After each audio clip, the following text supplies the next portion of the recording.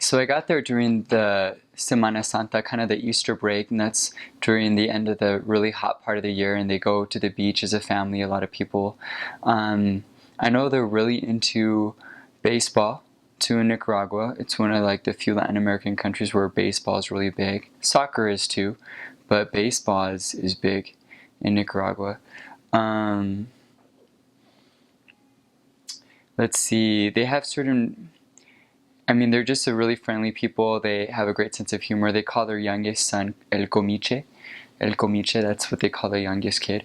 They also have different words like uh, Chele is for someone that looks white or is blonde or something like that. You know how in Mexico you'll say güero, in Costa Rica they'll say something else, but in Nicaragua they say Chele. So they'll say that to missionaries a lot, especially the ones from the U.S. They also, what's something else? Oh, people that have colored eyes. I thought it was fun that they call them gato, like cat in Spanish, because I guess, you know, cats have colored eyes. So they see someone with colored eyes, it's kind of the exception rather than the rule, so they call them gato. But they love to get to know people and help you out.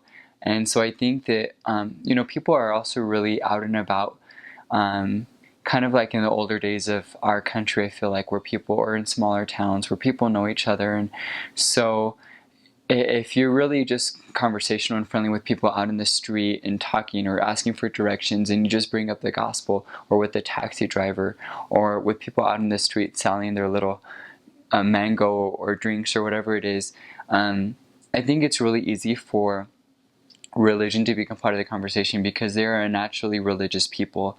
And so it's not like we're religious, or religion or politics are kind of like touchy subjects. It's just something like, okay, tell me about what you believe, tell me what you're, you know. So for I felt that it felt natural to just bring up religion, so I wouldn't be afraid of bringing it up, and you learn how to do it tactfully and you know, in a very friendly way. And if you're really warm and genuine with them, they'll recognize it and they'll pick it up. And so I think that they're very just a religious people. There's also certain challenges. You know, people, a lot of people get drunk there. I was in one area. My second area was in Chichigalpa, which was right next to El Ingenio San Antonio, where they make the Flor de Caña beer. And I might have mentioned it already, but it was just a very the picture you saw in the beer bottles, it was basically my area. It had the entrance to the factory with these huge tall palm trees, and that was my area. And it was, you know, a lot of the people there drank, and so you know, there was you had to teach about the word of wisdom and be creative in how you help them overcome the bad and replace it with good in their lives.